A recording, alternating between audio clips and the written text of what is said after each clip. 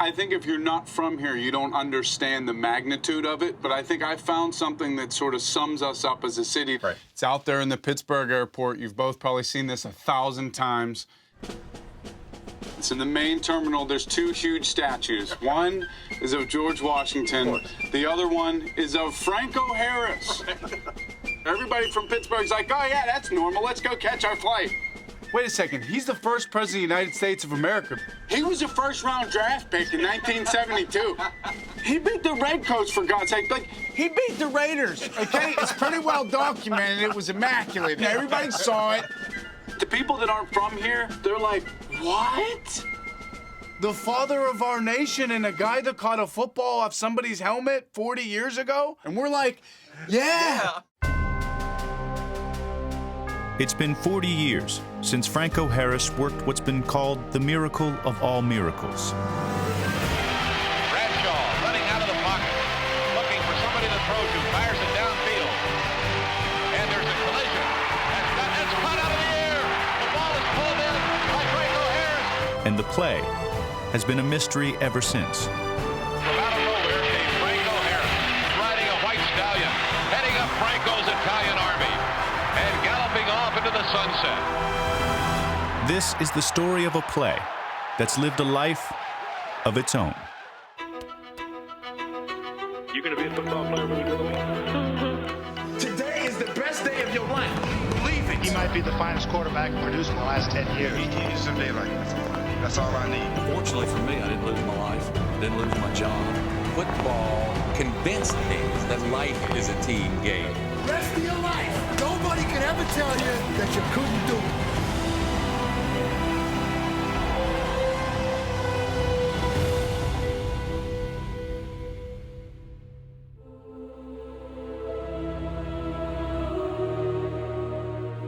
The Immaculate Reception is a myth, a miracle, a cottage industry, a conspiracy, a crime, and a detective story. Now the ball is clearly beyond Fuqua. But before it became all these things, it was just a football play.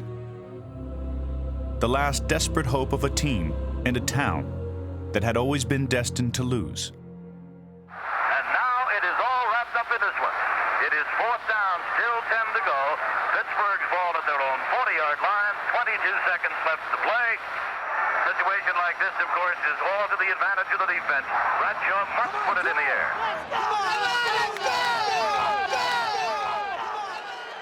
Back goes Bradshaw. He's looking for the Pittsburgh Steelers.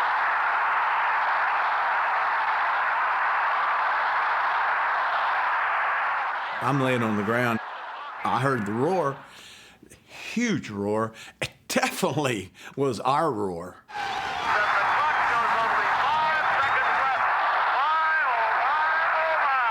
I'm going, you son of a gun, boy. You pulled this sucker off. And I got up and started going, what happened? People have been asking that question ever since. It was knocked away from Fuqua, picked off by Franco before it landed on the ground. He took it into the end zone for a touchdown, and this place has gone completely berserk. Franco Harris crossed the goal line at approximately 3:29 p.m. Eastern Standard Time. For 15 full minutes, the referee Fred Swearingen and his five-man crew deliberated over the play. And the officials talking down along the goal line. Both teams are gathered down around there. There was no indication whether or not it was a score because nobody saw what took place. So Fred Swearingen, the head official, pulled all the other officials together, and Fred Swearingen said, "What happened?" When I turned to our sideline, I saw Madden going crazy. And I felt like saying, Coach, he caught the ball. I had no clue about this double hit rule. Rule 7, Section 5, Article 2, Item 1.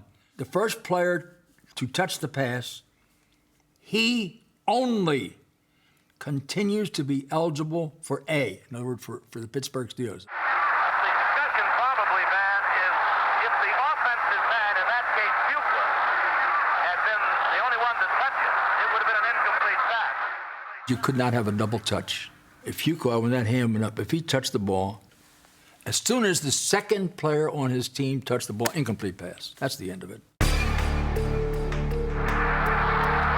waiting to see whether or not we're going to get an extra point attempt. In the history of football, when a guy crosses a goal line, it's either a touchdown or it's not. They didn't call it a touchdown. They didn't know if it was a touchdown. John Fuqua, the coach of the Oakland Raiders, is down there talking to one of the officials. I went out. They said, get away, we don't know what happened.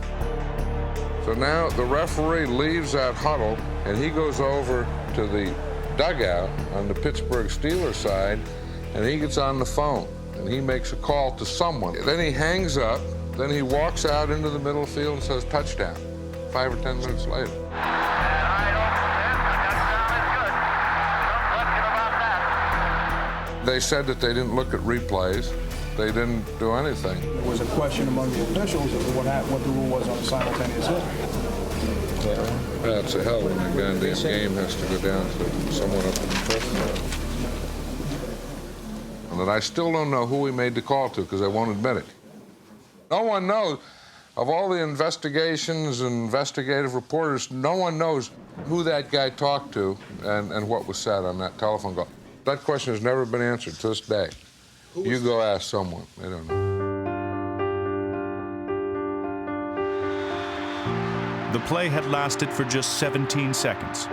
Tens of thousands witnessed it, but nobody saw it. The Steelers have defeated Oakland 13-7, an incredible finish, and a play that'll be talked about for years in pro football.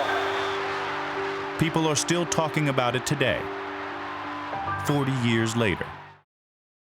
I don't know if I got knocked down or what, but I look up and Franco's just taking that Italian army right down the side. The mythologizing of the Immaculate Reception began shortly after the final gun in Pittsburgh's locker room. Do you remember now the ball coming to you? And is it... I don't know, like seen it bounce off and I just, looked up and I just put my hands out. And the press was wild. Some of them were smart enough to come over and talk to Frenchie, and they said, well, Frenchie, can you explain what happened exactly? He said, well, the ball bounced off my chest. And I knew that that's not the right answer. Frenchie didn't know the rule, and he just was talking. He didn't really know what happened because he got hit in the head. And I grabbed him and said, Frenchie, no, what you meant to say was... After the game, Frenchie came into the locker room, and he leaned over to me, and he said in my ear, he said, you know that ball hit me.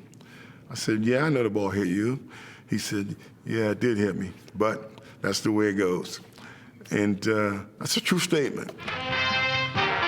7 days later, the plot thickened when a new angle of the play emerged on the nationally syndicated Game of the Week.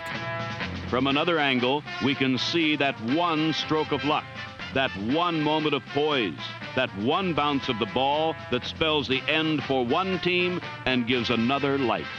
The iconic image captured by Ernie Ernst's camera in the north end zone, when spliced together with the film of it, became like what I like to think of the Zapruder film of sports.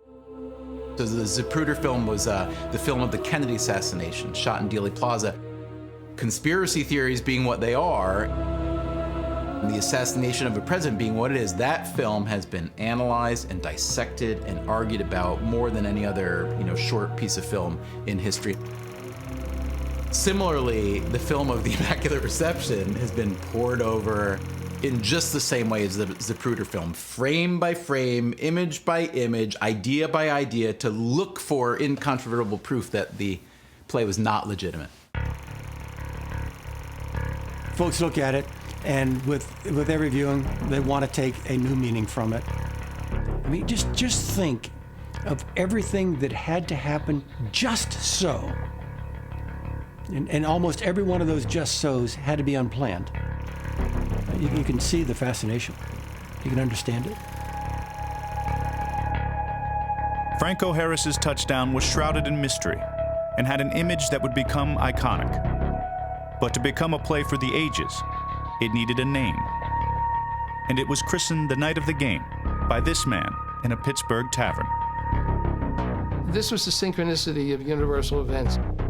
It was destined to happen. It was going to happen. We just didn't know it was going to happen. Growing up Catholic, I remember the Feast of the Immaculate Conception. And I thought, damn. So I climbed up on a table, and like you do at an old fire hall wedding, you know, I got a spoon and I banged on a glass. I would like to suggest that from this day on, we refer to this day as the Feast of the Immaculate Reception. And the place went bonkers.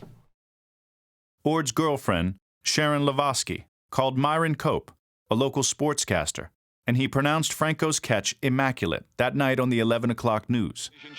But it took a while to catch on. The team-sanctioned highlight film made no mention of the name. The Pittsburgh Steelers, division champions. It has a nice ring.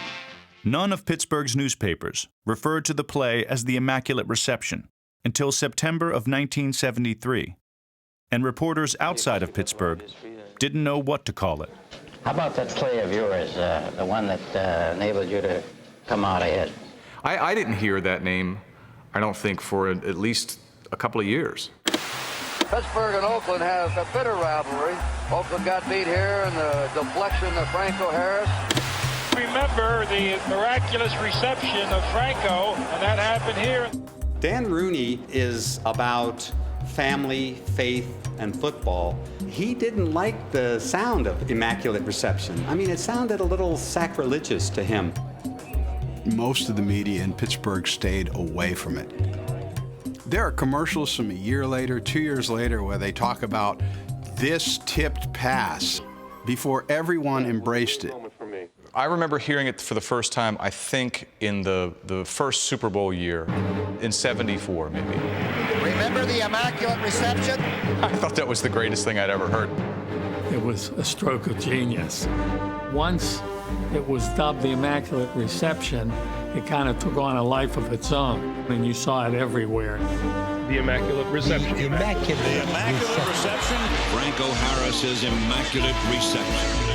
The Immaculate Reception is the most famous play in NFL history. The name is important for why we recall it today as one of the, greatest moments in history.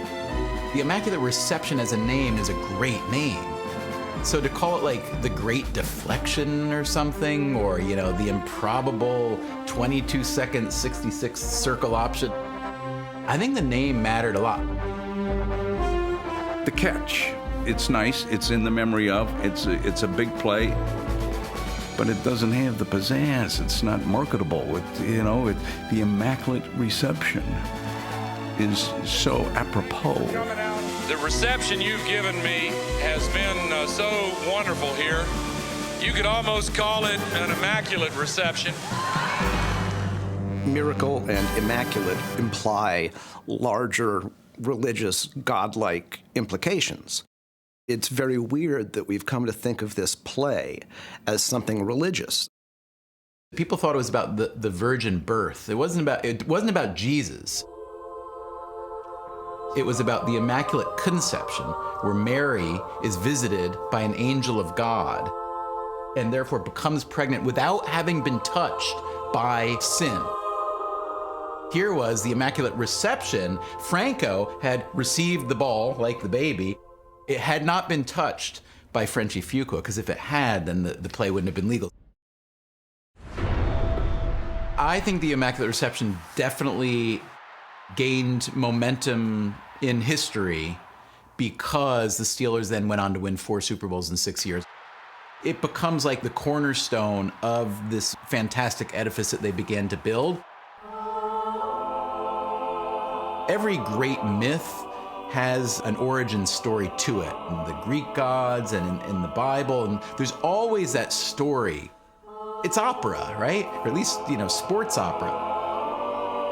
That Immaculate Reception play, the reason that it caught on, it was proof that we weren't wrong. Our belief wasn't wrong. That somewhere above there was a higher power that also felt that that team was worthy of winning. That play If you're still a fan, you believe in it. If you're a sinner like them damn Raiders, you'll never accept it. So it's almost like the Bible, a myth to some and a faith to others. The Immaculate Reception is such a seminal part of the Steel City's identity. The play has become the feature attraction at Pittsburgh's satellite of the Smithsonian Institution. This is a great moment of NFL history and American history. Anybody know what this is depicting? The Immaculate Reception. Immaculate Reception. More than 50,000 school kids come to the History Center every year. We don't indoctrinate them here at the History Center. It's 4th and 10. 22 seconds remaining. Steelers have no timeouts. There's pretty much no hope of them winning this game. Terry Bradshaw is the Steelers quarterback. Under center, takes the snap. You see actual turf, and as you see the X up there, that is a spot where Franco caught the ball. That is a spot in American history happened right there. It's one of those things that people who come to the sports museum come and revere as they would an icon or a relic.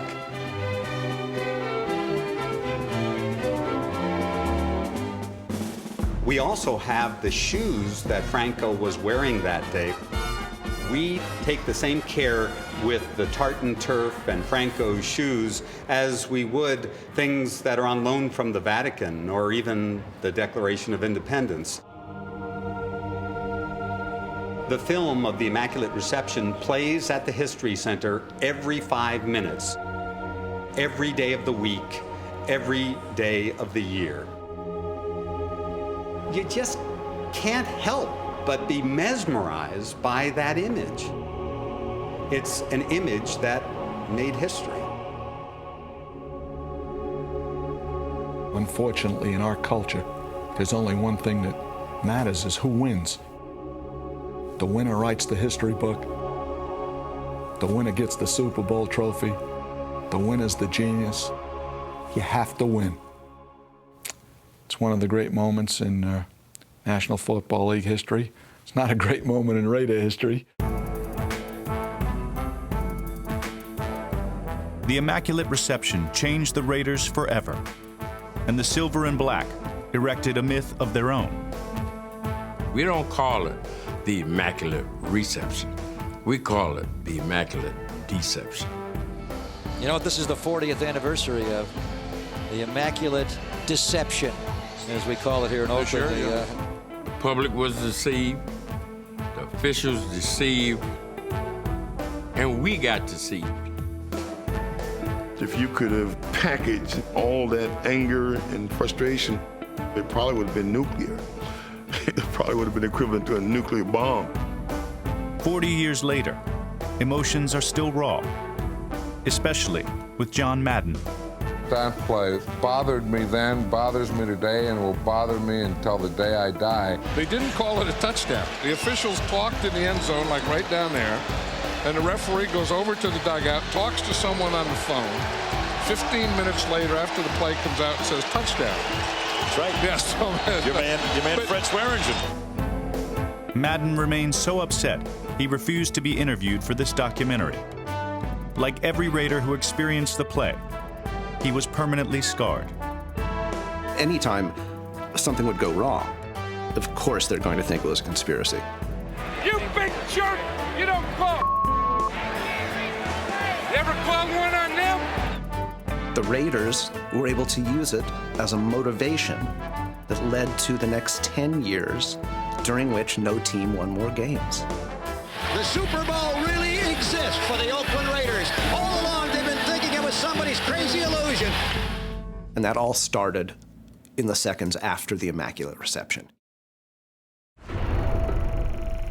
I've been the director of the Central Intelligence Agency, director of the National Security Agency, a career military officer, a career intelligence officer.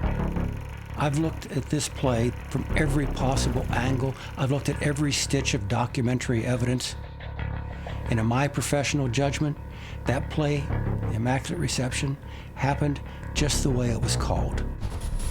There are some people out there who are just far too conspiratorial. Come on, what else are they gonna say? There was a vendetta against the Raiders. Here's what the truth and the facts of the matter are. there are 3 infractions that were never called, which leads to a conspiracy theory.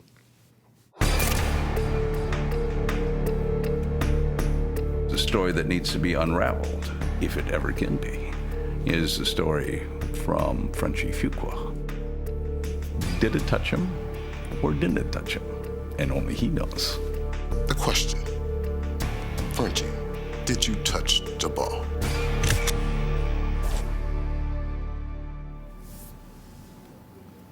Maybe, maybe not. He was knocked into the ball. Jack Tatum hit him from behind into the ball. I saw it with my own eyes. I saw Jack Tatum hit Fuqua right in the back. I saw the whiplash. I definitely hit Fuqua. That, I think, has been proven to be wrong. The films clearly showed that the ball was off of Tatum's body, not off of Frenchie's. Did Jack Tatum hit the ball? Did he hit the ball at all? And clearly it showed that he did not. It hit Frankie's shoulder pad and bounced off of that. If you look at the tape, Frenchie's like this. Frenchie's hands went out like this to catch the ball. There's no way with his hands stretched out, it didn't hit your hands and bounce back 20 feet or whatever it did. Pull out the micrometer as to, whose hand or shoulder pad or helmet touched it. It's impossible to do. I would turn it on its head. When you look at it again and again, in no way do those films give conclusive evidence that Fuqua was the only one to touch the ball. If Tatum hits it before or after Frenchie does, it's good. Let's be honest. We never see the bottom tip of the ball. We never see the bottom half of the ball and whether or not it touches the turf. That seems to be the most legitimate conspiracy theory objection. And I asked Franco about it. Franco's been asked about it a lot. And Franco doesn't give a straight answer. Did the ball hit the ground before you plucked it out of the air? I can't say. From the time Bradshaw threw the ball, it was like I lost all sense of consciousness. Before I knew it, I'm up and running. Before that, everything is just a blur. Franco's a good ball player, don't get me wrong. I'm not knocking him. He knew what had happened. He knew he cut the ball off the ground. I saw it from an angle from across the field. The tip of the ball touched the ground. He trapped it. More than likely, because Franco doesn't speak, he probably trapped it on the ground. Nobody will ever say, Frenchie won't say, and Franco won't say, and I understand it's one of the greatest plays in the history of the sport. As long as we all sit here and say, well, did they touch it? Did they trap it? Then that keeps it going. No, I saw that. Franco made a great catch. He got it in stride. You didn't see the effect of the ground on the ball. And the way Franco got it, it just seems as if it had been a continuous play. Once Franco got in the end zone, then he started getting piled on.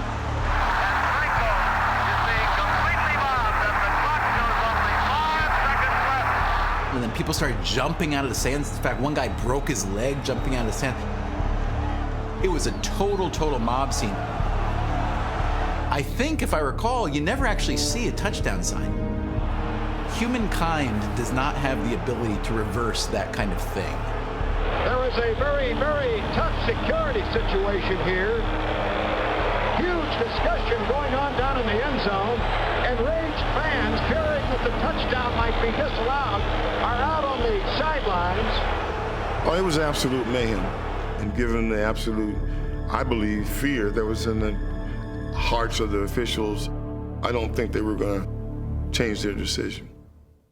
I know for a fact that those officials knew that that play was not a legal play. This place would erupt into a literal riot if they were to disallow the touchdown. I did hear one of the officials say, how much security do we have? They asked the question, how much security do we have? They talked a little bit longer. Head official goes out on the field, puts his hands up, touchdown. There was no control. It was crazy what was going on. Swearingen had a problem. Absolute pandemonium is reigning. The fans are pouring out of the stands. I think if he would have ever reversed that call, that man might have died. And all the other officials, too. That sounds good. Not true. Our guys couldn't care less about that. No, absolutely not. Look at Gerber frame 325. That'll tell you all you need to know. Look at McMakin's head. You can't see his head because it's around in my back. I was clipped. We totally got screwed. I was definite clip. Fred Swearing and his group, they had no clue what was going on. They were afraid to throw flags at that time in the game. The Raiders are protesting something, but it's to no avail. If it wasn't for that clip, I think I make that play, and we have no Immaculate Reception. No, it's always been clear in my memory that it was a clean block, the head and shoulders in front. That's why I call it the magnificent obstruction. I feel like, you know, that's a pretty good name for the block. That was no immaculate obstruction. That was an immaculate clip. I do think it's puzzling that he feels like it was a clip from behind. Well, if you look at Gerber frame 325, you can tell that my head and shoulders are plainly visible, you know, in front of Phil. The conspiracy theories are troubling, and on some level, believable. But are they the most likely explanation for what occurred?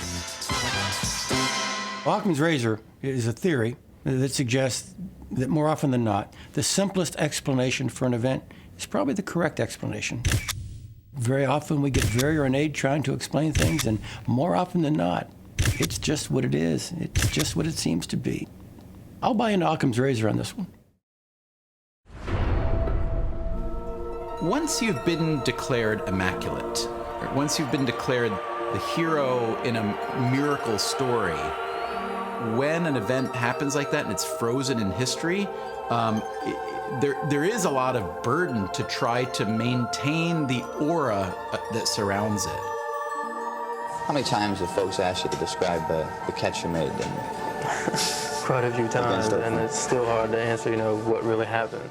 Every day in Franco's life, from December 23rd of 1972 till today, at least a dozen times a day, people will ask him, Franco, did you really score that touchdown? Who touched that ball? Do you think it was legal? Do you think that the famous catch still has tension with the Raiders? Did it hit you immediately how important that play would be to the franchise? What was your original role in the play that was called? Did you think the play was legal? Did the ball actually touch the ground? Did you have a special meal that day before the game? We, the observers of people who do these things that turn out to be momentous things, I don't think we have a very good grip on what it feels like to be them. I don't think it's so easy. And I think he handles it about as well as a human being can handle.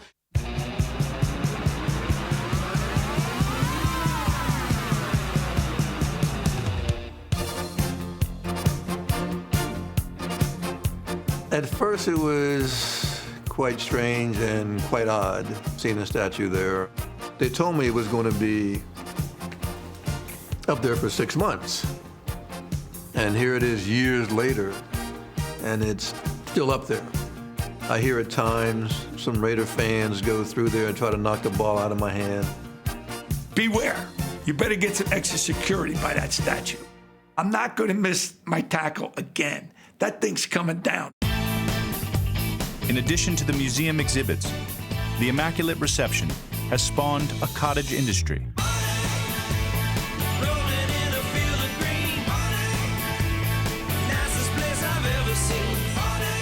Remember John McMakin, the tight end whose magnificent obstruction sprung Franco for the touchdown? He made the play the cornerstone of his business. I had this card made up, this statement, we can't predict, we can't be prepared for the unexpected, which is what insurance is all about. People love using that name. How about the Immaculate Collection of furniture? I have one. It's a great chair. Franco did an ad for a phone company called the Immaculate Reception. The Immaculate Reception, like, you know, phone reception. Frenchie came out one time with the Immaculate Confection. This guy came up with a great idea. A candy bar. The Immaculate Confection. I said, what? Frenchie has made a living post-NFL speaking at banquets. I'm gonna tell you some things that no one else knows. Basically, who touched the ball in the Immaculate Reception. And he teases you by saying, you know, tonight I'm gonna finally tell you what happened on that play. What I tell you today, I'm gonna deny tomorrow. And he gets to the point where he's going to tell you, and then he says, you know what, I better not. I better not. I want to keep this immaculate. And that's his payoff.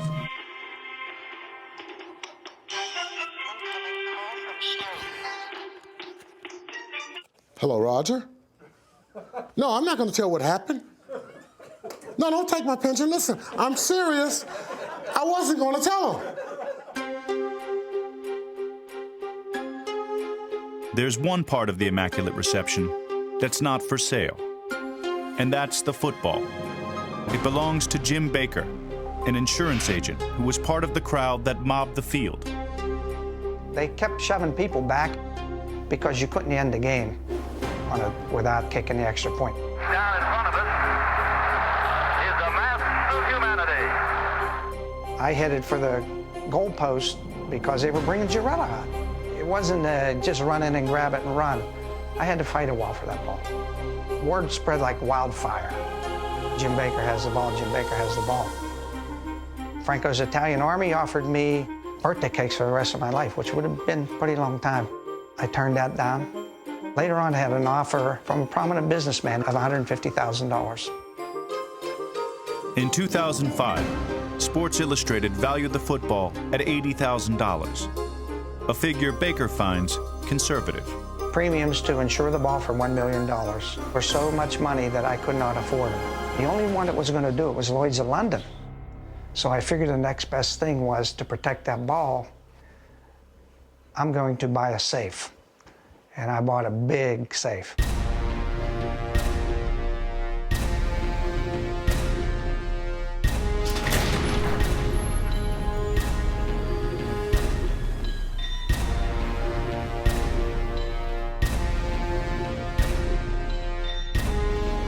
This bank vault is the centerpiece of my business. In here rests the Immaculate Reception football. A bank vault like this, to build today, would probably cost you $700,000 or $800,000. The safe is approximately 20 foot long, 8 foot high, poured concrete with a stainless steel door, and it also is fireproof. I get invited to a lot of celebrations with that ball. We are serious about protection. This football doesn't go anywhere without armed security.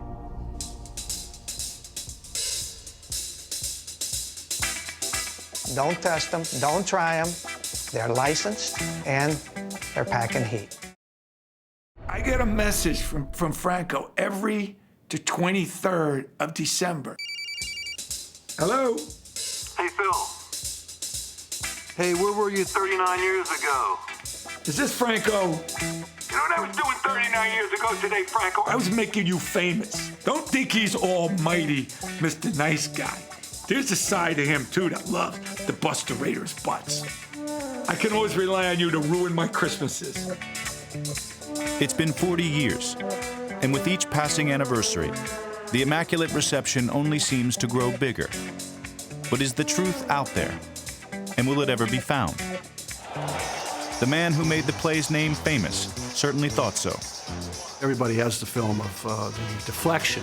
Myron Cope had seen a film that proved exactly that that ball was above the ground. The ref says it's okle-dokle, it's kosher. The network tapes, they were never conclusive. But our own television station had a cameraman at the game, and I looked at his film, a film that has remained practically a secret to this day. I watched that over and over again, and it was a legal catch. You might say, well, let me see that film. I didn't pay attention to keeping films, and you know television stations, they're apt to throw out some film that's worth $1 jillion. That shot, like a lot of other great shots, ended up where they kept everything that we couldn't use on a day-to-day basis.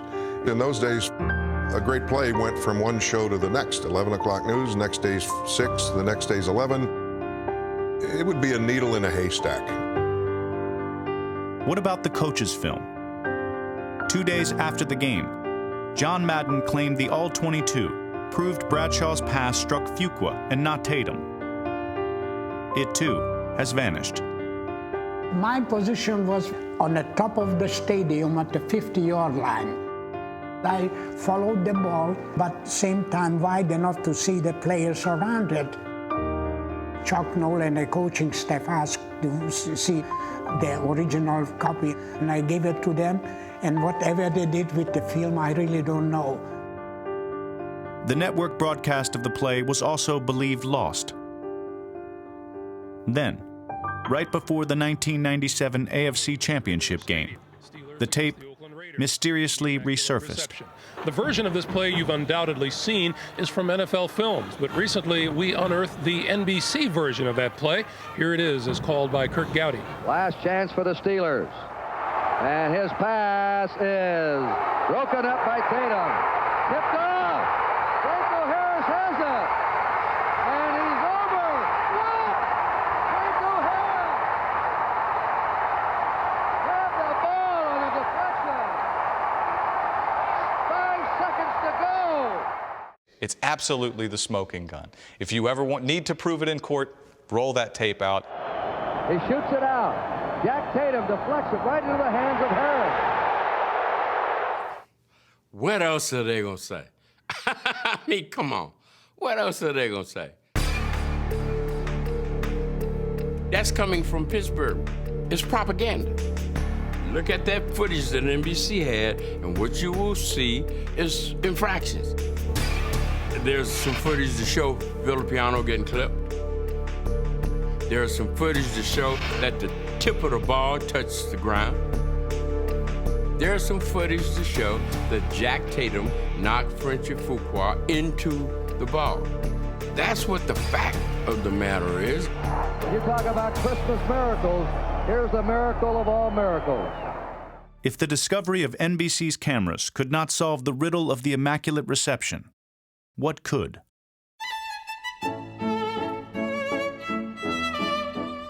In the late 1990s, Carnegie Mellon professor John Fuqua became convinced the answer was science. Ballistically, all we need are Newton's laws of motion and Newton's law of gravity to decide the question whether it was a legal play or not. When I finished the analysis, I was astounded.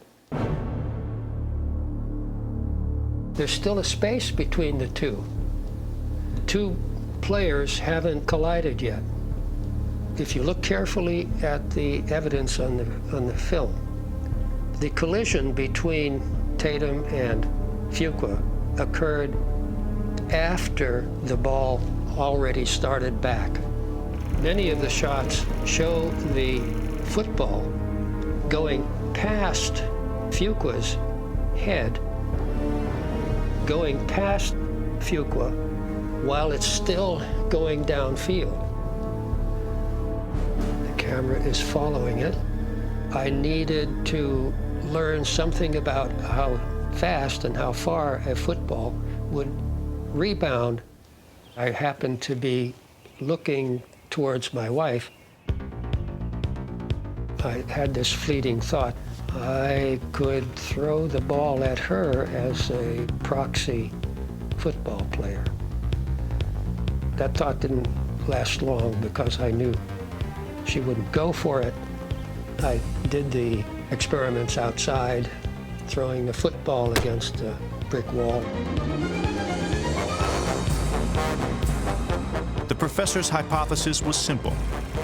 If Bradshaw's pass hit Fuqua, who was running parallel to the line of scrimmage, the ball would have rebounded at roughly the same speed as from a stationary wall.